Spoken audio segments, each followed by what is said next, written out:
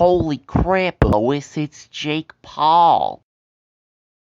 Hello Internet, welcome to this video, in which I will review Wave Race 64, released on guess what console? That's right, the Commodore 64!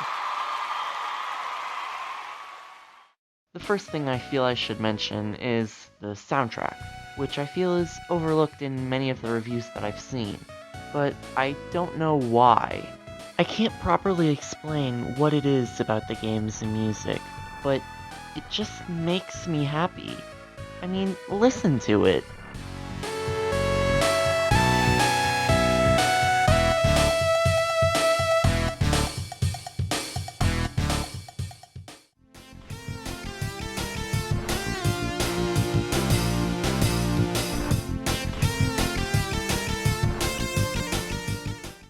But a game is more than its soundtrack. There's visuals too. Warning, do not believe everything this person says. His IQ is very teensy tiny. There is much more to a game than soundtrack and visuals. Despite the game's age, and the character models, I think the game still looks good to this day. For example, I find it genuinely beautiful when the fog clears on Drake Lake.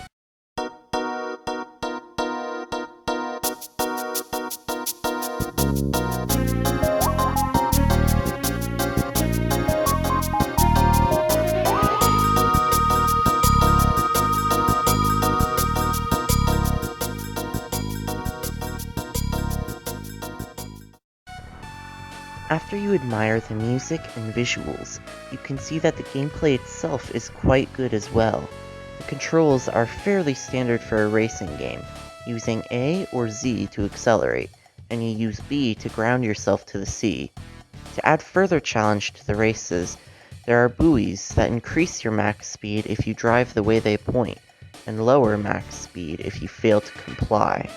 They also got one of, if not the most important thing right. The water physics. The water physics are good. Good and moist.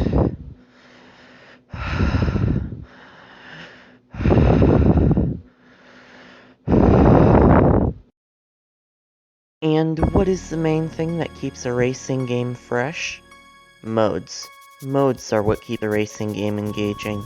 And this game got them. Okay. They're fun, but not particularly notable, with one exception. Championship is a fairly standard Grand Prix, 2-player mode is just a blast, and time trial is completely standard. But Stunt Mode is a different story. To play Stunt Mode, you have to go through rings, perform tricks, and make it to certain checkpoints within the given time.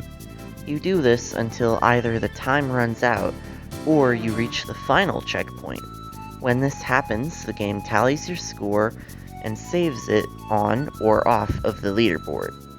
The mode has an addictive feel to it, which makes me want to continually chase a higher and higher score.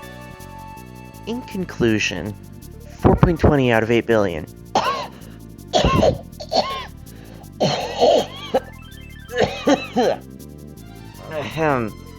I'm sorry, I don't know what happened there. I give it a light to solid 7 out of 10. I'd recommend it to anyone with easy access to it. It is a worthy addition to your collections, but, especially if you don't have any friends to play with, don't break your back for this one. Buy it if a local game store is selling it, or if you find a decent price online.